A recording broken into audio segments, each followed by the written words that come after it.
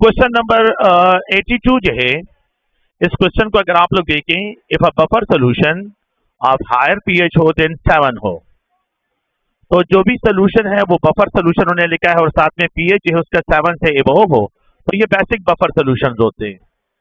तो थोड़ा सा इसमें ऑप्शन जो है अगर आप लोग गौर से देखिए वो आप लोगों को फिर करेक्शन करवाई है। एक यहाँ पे weak base and their salt होना चाहिए, ठीक है। तो प्लीज अगर आप लोग देखिए तो थोड़ा सा इसमें ऑप्शन में मसला है।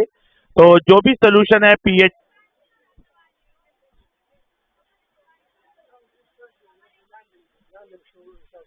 हाँ, मसला क्या है, आप लोग बातें बंद करें प्लीज। मैंने तो आपको बता दिया, खैर कुछ इशू मत बनाएं। बस जो लोग जो है इंटरेस्टेड नहीं है वो जो है नीचे चले जाएं फिर, ठीक है, लेकिन बातें मत करें, मेहरबानी होगी। सोल्यूशन जो है जिसका पीएच 7 से एबव हो, तो ये बेसिक बफर सोल्यूशन है। तो बेसिक बफर सोल्यूशन वो होते हैं जिसमें आप लोगों के पास जो है वीक बेसिस होते हैं, वीक बेस, और इसका salt with strong conjugate acid होता है, और इसी बेस का साल्ट जो है विद स्ट्रॉन्ग कंजुगेट एसिड, ये अगर दोनों का मिक्सचर हो तो इसमें, तो ये इसमें थोड़ा सा इश्यू है। आप लोगों को जो है मैंने उनको बताया कि वो ऑप्शन आपके लिए करेक्शन करवा देंगे, तो इस एक क्वेश्चन में इश्यू है और ये स्टेटमेंट उनसे गलत हुआ है, ठीक है। तो प्लीज क्वेश्चन नंबर फर्स्ट में स्टेटमेंट में मसला है, उन्होंने आंसर नहीं दिया है इसमें। तो ये आप लोगों के पास weak base and their salt with strong conjugate acid है। क्वेश्चन नंबर 83 की तरफ अगर आप लोग चले जाएं, for a reversible reaction to reach the equilibrium state is हमेशा जो है they are carried out in close vessel. तो यहाँ पे जो है द वैसल जो है द कंटेनर जो है दैट मस्ट बी क्लोज होना चाहिए, सिस्टम मस्ट बी क्लोज होगा, ओपन सिस्टम में इक्विलिब्रियम की बात नहीं होगी। तो इक्विलिब्रियम हमेशा एस्टेब्लिश होती है क्लोज सिस्टम में। तो यहाँ पे क्वेश्चन नंबर 83 में आप लोगों का डी ऑप्शन जो है अगर आप लोग देखिए ये बनता है। क्वेश्चन नंबर 84 की तरफ अगर आप लोग चले जाए, the unit of KC for the system, तो हम केसी का यूनिट जब भी फाइंड करते हैं तो that is equal to molarity है। We can also write mole per dm cube अगर आप लोग देखें, और यहाँ पे delta n the number of mole of product minus number of mole of reactants है। अगर आप लोग इस पॉइंट को देखें तो यहाँ पे number of mole of product greater है than the number of mole of reactants है। तो नंबर ऑफ मोल तो ये पॉजिटिव है, तो केसी वैल्यू यहाँ पे अगर आप देखें ये 2 - 1 है for the delta N value है। तो यूनिट क्या होगा, यहाँ पे मोलरिटी होगा, यहाँ मोल पर डीएम क्यूब जो है इसके लिए यूनिट है। तो बात सुने प्लीज, यहाँ पे आप लोगों के पास जो केसी का यूनिट है वो मोल पर डीएम क्यूब है, इसमें सी ऑप्शन करेक्ट वन है। क्वेश्चन नंबर 84 में आप लोगों का सी ऑप्शन करेक्ट वन है। क्वेश्चन नंबर 85 को अगर आप लोग गौर से देखें, the solubility of calcium fluoride in water will be decreases. The solubility के, ये मेरे पास एक कंटेनर है और इस कंटेनर के अंदर कैल्शियम क्लोराइड पड़ा हुआ है। इस कैल्शियम क्लोराइड को जो है यहाँ पे वाटर में हमने डिसॉल्व किया है, हमें यहाँ पे कैल्शियम आयंस मिलते हैं और यहाँ पे अगर आप लोग देखें क्लोराइड आयंस मिलते हैं। अच्छा, तो यहाँ पे कॉमन आयन, इसकी सॉल्युबिलिटी को सप्रेस करना है, इसकी सॉल्युबिलिटी को डिक्रीज करवाना है। तो यहाँ पे स्टेटमेंट ये है, बाय इफ वी एड, अगर हम इससे क्या ऐड करते हैं, फॉर एग्जांपल अगर आप लोग गौर से देखें तो यहाँ पे जो है इसमें अगर मैं, सॉरी ये फ्लोराइड है, क्लोराइड नहीं है फ्लोराइड है, ये फ्लोराइड है, इसकी करेक्शन कर लें, ये फ्लोराइड है। तो अगर आप लोग देखिए अगर मैं इसमें सोडियम फ्लोराइड डाल दूं, तो जब मैं सोडियम फ्लोराइड डाल देता हूं तो फ्लोराइड आयन ज्यादा होंगे कि नहीं है, इक्विलिब्रियम कौन से डायरेक्शन मूव करेगा, रिवर्स डायरेक्शन मूव करेगा।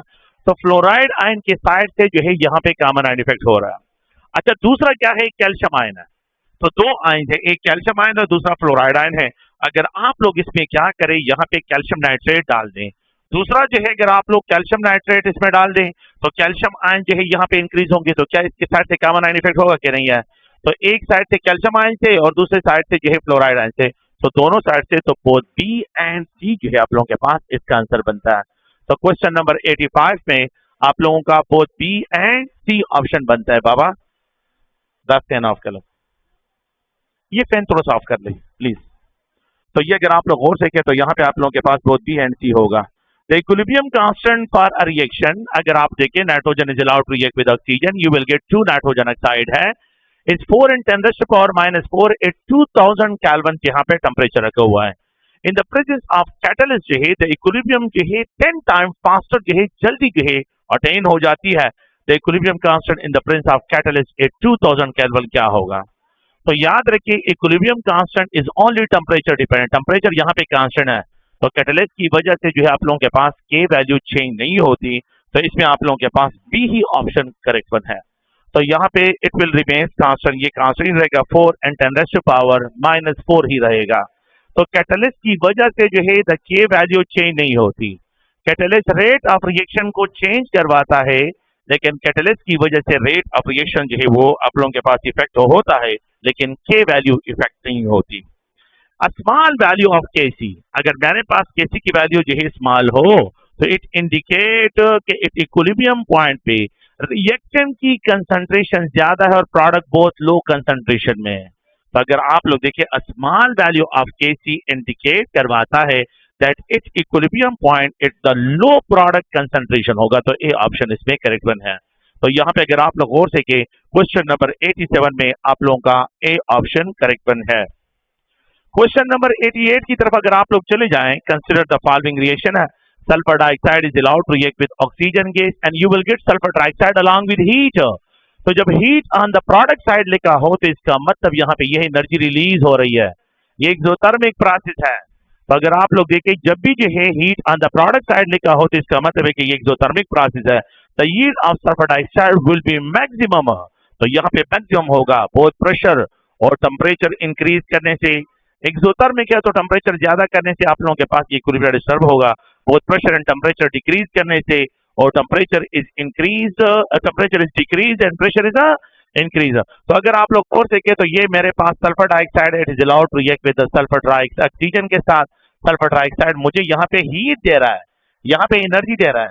तो यहाँ पे वॉल्यूम ज्यादा है, यहाँ पे वॉल्यूम कम है, तो प्रेशर कम है तो वॉल्यूम ज्यादा, प्रेशर बढ़ाऊंगा तो इक्विलिब्रियम डिस्टर्ब होगा, तो हाई प्रेशर पे ये फेवरेबल होगा और लो टेम्परेचर पे, क्योंकि हीट यहाँ पे रिलीज हो रही है लो टेम्परेचर पे। So the production of the sulphur trioxide will B maximum at high pressure and low temperature. तो ये अगर आप लोग देखें ये स्टेटमेंट है, temperature is decrease and the pressure is increase. तो क्वेश्चन नंबर 88 में आप लोगों के पास जो ऑप्शन बनता है वो सी ऑप्शन बनता है। क्वेश्चन नंबर 89, अगर आप लोग देखिए when does a chemical reaction attain equilibrium, कौन से टाइम जो है यहाँ पे एक रिएक्शन जो है वो इक्विलिब्रियम स्टेट में पहुंच जाता है। तो जब भी आप लोगों के पास दो अपोजिंग जो है rate for the forward reaction becomes equal to the rate of reverse reaction के बराबर हो, so when forward and backward reaction take place at the same rate के साथ प्रोसीड हो रहे हो, तो यहाँ पे आप लोगों के पास क्या होगा, तो इसमें भी ए ऑप्शन करेक्ट वन है। तो प्लीज अगर आप लोग गौर से कि when the reaction take place in a slow speed के साथ हो, the forward reaction is faster in the reverse reaction हो, नहीं, दोनों रेट बराबर होने चाहिए। तो इक्विलिब्रियम पॉइंट वो पॉइंट होता है जिसपे rate for the forward reaction must be equal to the rate of reverse reaction, ये दोनों बराबर होते हैं, तो उस पॉइंट पे हमारे पास इक्विलिब्रियम एस्टेब्लिश हो जाता है। अच्छा ए भी है, आयोनाइज जो है ये आयोनाइज हो जाता है। The solubility product of the salt AB is 4 and 10⁻⁴ है in the molar solubility। तो अगर आप लोग देखिए x is equal to the square root of Kp के बराबर है, याद है ये पॉइंट था, ये तो आप लोगों ने पढ़ा है ना, AB टाइप साल्ट है, तो x की वैल्यू को फाइंड आउट करना है और यहाँ पे 4 and 10⁻⁴ है। तो जब आप लोग यही यहाँ पे निकालते हैं तो 2 and 10⁻⁻² मोल पर लीटर जो है आप लोगों के पास इसकी कंसंट्रेशन होगी। बातें बंद करिए प्लीज। तो यहाँ पे अगर आप लोग गौर से देखिए यहाँ पे सी ऑप्शन इसका आंसर है। तो क्वेश्चन नंबर 90 में आप लोगों का सी ऑप्शन है। क्वेश्चन नंबर 91 जो है अगर आप लोग देखें when the delta N value, अगर delta N value for the reaction जो है एक केमिकल इक्विलिब्रियम है और उसके लिए डेल्टा एन वैल्यू जो है वो 0 पे पहुंच जाए, व्हाट विल हैपन, तो केपी क्या होगा, केपी क्या होगा, केपी क्या होगा, केपी क्या होगा, यहाँ पे इन सब के बराबर होगा। तो ऑल ऑफ एबो इसका आंसर है, ऑल ऑफ एबो इसका आंसर बनता है। तो ऑल ऑफ एबो जो है अगर आप लोग गौर से देखिए यहाँ पे इसका आंसर बनता है। तो क्वेश्चन नंबर 91 में आप लोगों के पास डी ऑप्शन करेक्ट वन है। The purification of common salt by passing HCl gas, तो यहाँ पे ये कौन सा इफेक्ट है, कॉमन इफेक्ट है कि नहीं है, तो सोडियम क्लोराइड को अगर आप लोग जो है प्यूरिफाई करवा लेते हैं तो यहाँ पे सोडियम आयन और क्लोराइड आयन है, अगर मैं इसमें HCl पास करता हूं तो ये क्लोराइड आयन और ये क्लोराइड आयन इन दोनों में कॉमन है कि नहीं है, तो क्लोराइड आयन बढ़ जाएंगे, ले शॉर्टर प्रिंसिपल के मुताबिक रिवर्स डायरेक्शन में मूव करेगा, तो the precipitate sodium chloride precipitate हो जाएगा। तो यहाँ पे अगर आप लोग गौर से देखिए स्टेटमेंट क्या है कि यहाँ पे the purification of common salt by passing HCl gas is based on common ion effect है। तो क्वेश्चन नंबर 92 में आप लोगों का बी ऑप्शन करेक्ट है। क्वेश्चन नंबर अगर आप लोग गौर से कि यहाँ पे 93 है, विच one of the following combination can not produce a buffer solution.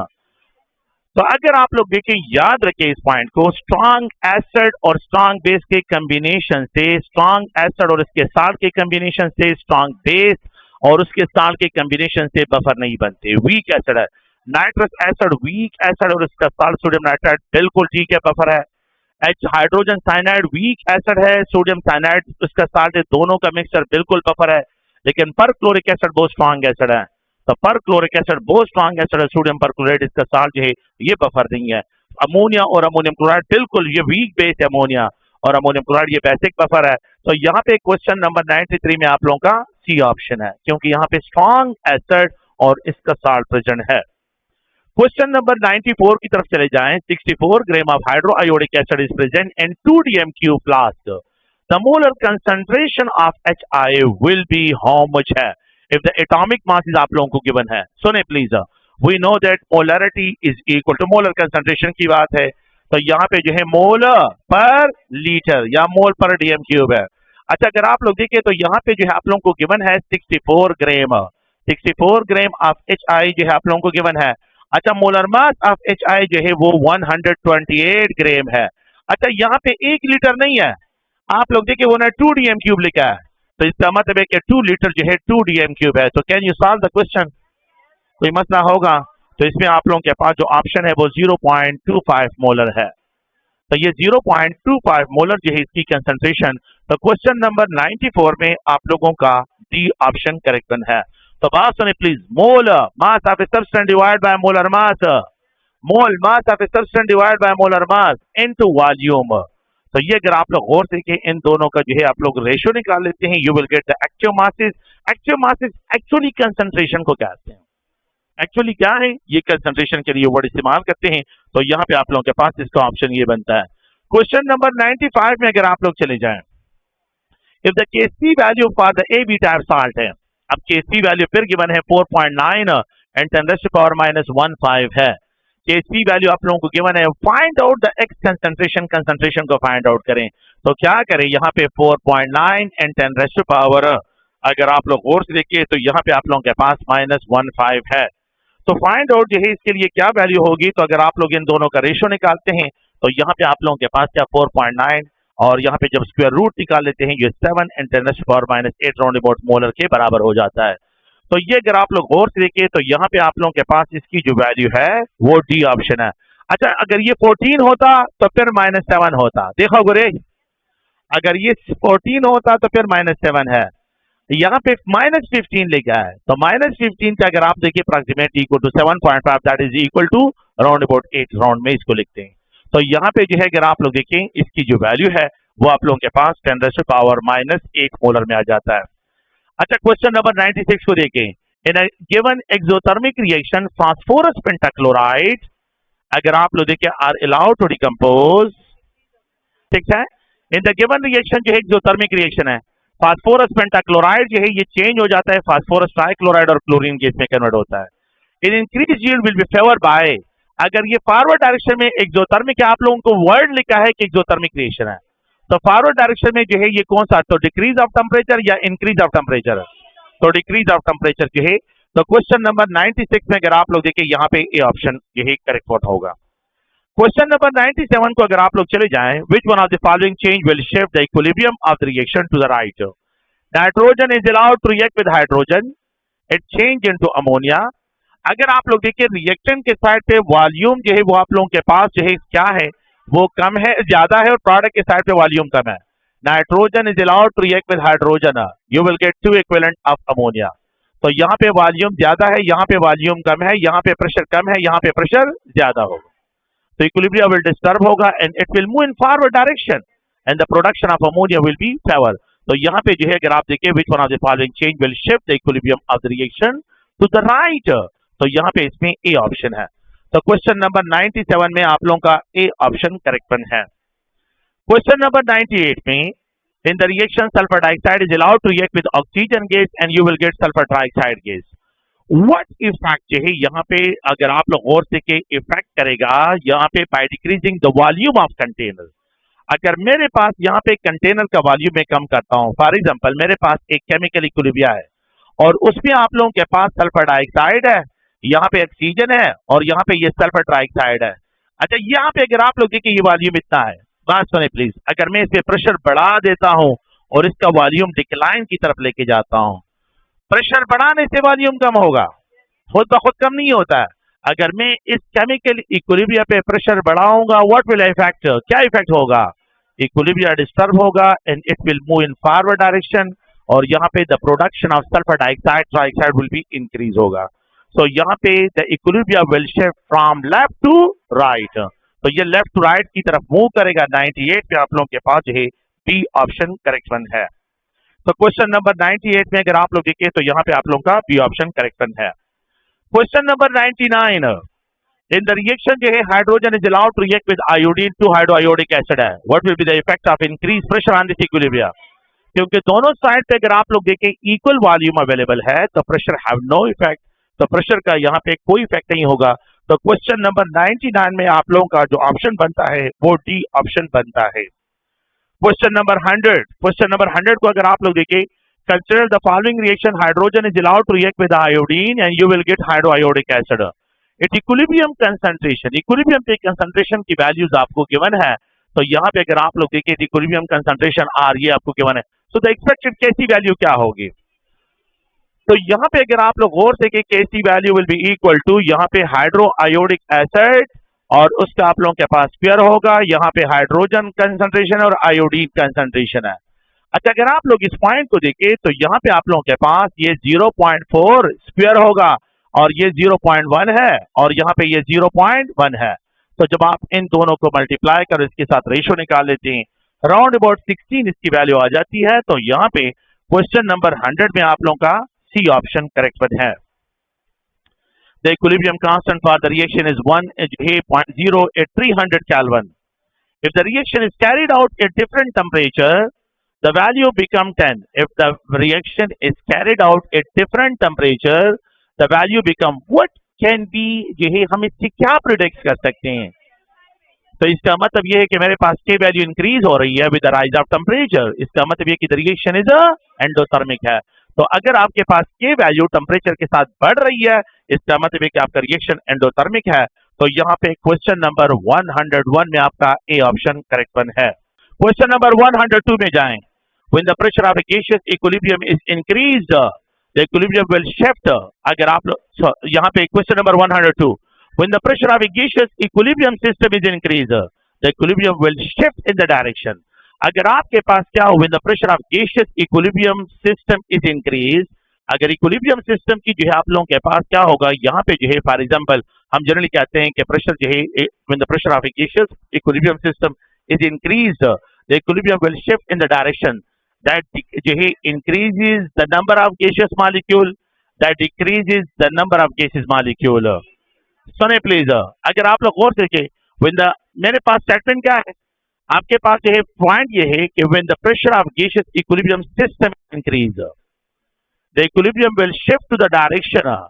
अगर आप लोग गौर से देखें, अगर मेरे पास जो है मैंने क्या कर लिया है, फॉर एग्जांपल इस तरह पॉइंट्स लिख रहा हूं कि इस साइड पे पार्शियल प्रेशर इस साइड पे ज्यादा होगा या इस साइड पे प्रेशर ज्यादा होगा, मुझे बताएं पार्शियल प्रेशर किस साइड पे ज्यादा होगा। हम जनरली बात देते हैं जहां पे जो है नहीं, थोड़ा सा मेरी बात सुने प्लीज, मैं पान पोए गई खबर ये वॉल्यूम की नहीं है, वो जो है पार्शियल प्रेशर की बात कर रहे हैं, स्टेटमेंट पार्शियल प्रेशर की बात है।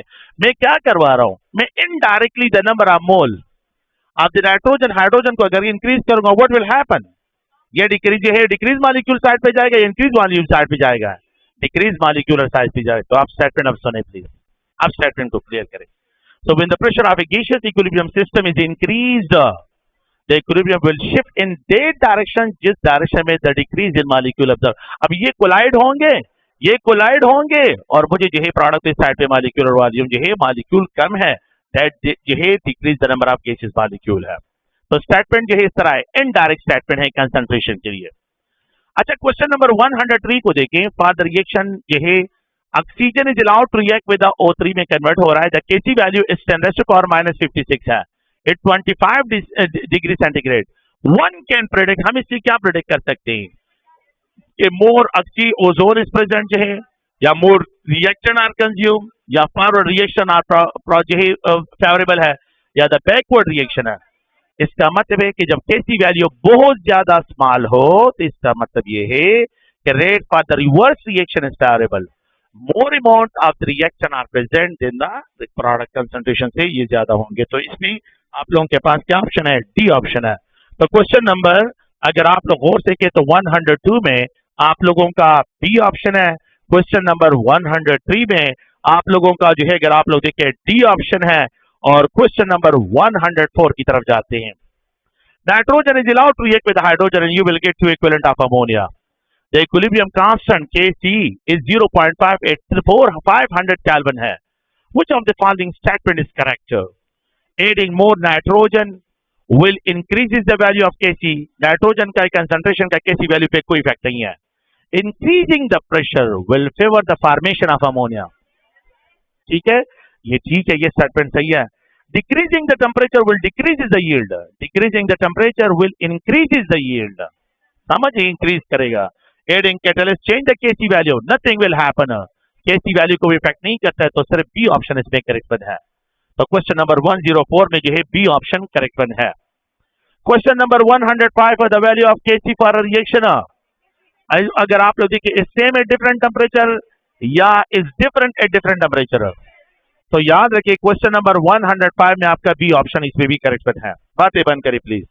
अ reaction between carbon monoxide and water is a, अगर आप लोग गौर से किए तो यहाँ पे carbon monoxide is allowed to react with the water, यहाँ पे carbon dioxide and hydrogen. The unit for the Kc of this reaction, दोनों साइड पे number of mole of reaction product बराबर है कि नहीं है? तो what about the unit of Kc? There will be no unit, तो डेल्टा एन वैल्यू 0 काउंट की जाएगी। तो यहाँ पे क्वेश्चन नंबर 106 में सी ऑप्शन करेक्ट है। अच्छा, question number 107, consider the chemical reaction chlorine is allowed to जो है decompose, sorry chlorine is allowed to react and form chlorine molecule. ये इक्विलिब्रियम है।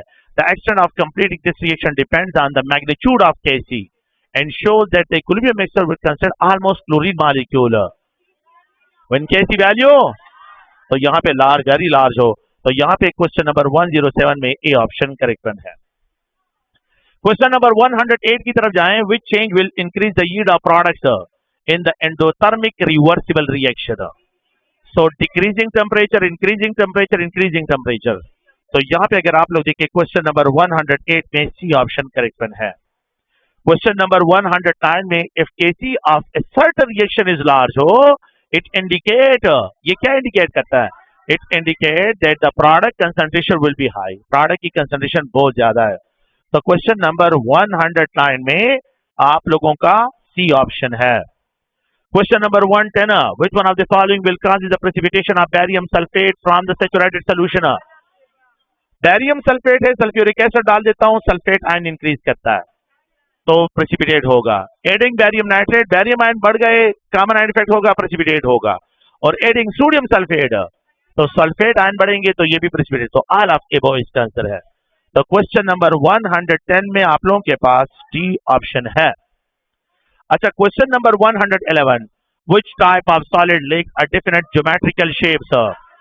मेरे ख्याल में ये तो आप लोगों को आसान है, तो आपको आसान लग रहे हैं, तो इसलिए आप लोग प्लीज इनको जो है मेरे के आसान आसान सी बातें हैं, कोई मुश्किल पॉइंट नहीं है, आसान सी बातें। अच्छा, विच one of the following substance show allotropic? तो एलिमेंट्स के एलोट्रोपिक फॉर्म बनते ही, कंपाउंड्स के नहीं बनते, ये बाकी कंपाउंड्स है। तो ये सॉरी एलिमेंट्स भी इसमें हैं, सोडियम का एलोट्रोपिक फॉर्म नहीं है। अमोनिया जो है कंपाउंड है, और मेटालिक सॉलिड जो है उनके जो है आप लोगों के पास, तो यहाँ पे आप लोग ऑक्सीजन, कैल्शियम, सोडियम का नहीं बनता, ऑक्सीजन का सिर्फ एलोट्रोपिक फॉर्म है। तो क्वेश्चन नंबर 112 में आप लोगों का बी ऑप्शन है। अच्छा, substances having same crystalline structure are called, तो different substances having similar crystalline structure are called isomorph. तो यहाँ पे substances having same crystalline structure are called isomorph, उनको हम आइसोमर्फ का नाम देते हैं। क्वेश्चन नंबर 114 को देखिए। What is the primary difference between the crystalline and amorphous solids? तो crystalline solids have definite shape while amorphous solid lake of geometrical shapes होते हैं। तो क्वेश्चन नंबर 114 में आपका ए ऑप्शन बनता है। बातें बंद करें प्लीज। क्वेश्चन नंबर जो है अगर आप लोग गौर से कि 114 115 the unit of lattice unit is always determinant.